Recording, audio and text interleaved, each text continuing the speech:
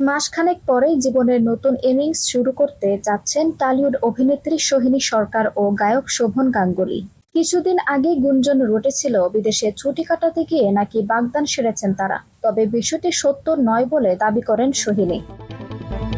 এবার জানা গেল আগামী 15 জুলাই শোভনের সঙ্গে গাঁটছড়া বাঁধতে চলেছেন সোহিনী। ভারতীয় গণমাধ্যম হিন্দুস্তান টাইমসে খবরটি নিজে নিশ্চিত করেছেন এই অভিনেত্রী। জানা গেছে পরিবার, আত্মীয় স্বজন ও ঘনিষ্ঠ বন্ধু বান্ধবের উপস্থিতিতে রেজিস্ট্রি বিয়ে সম্পূর্ণ করবেন সোহিনী শোভন। কলকাতার বাইরে একটি ফার্ম হাউসে বিয়ে করবেন তারা। 14 জুলাই দক্ষিণ 24 পরগনার একটি খামার বাড়িতে পৌঁছাবেন এই জুটি। বিয়ের দিন লাল রঙের বেনারসি পরবেন সোহিনী, অন্যদিকে শোভন পরবেন ধুতি কুর্তা।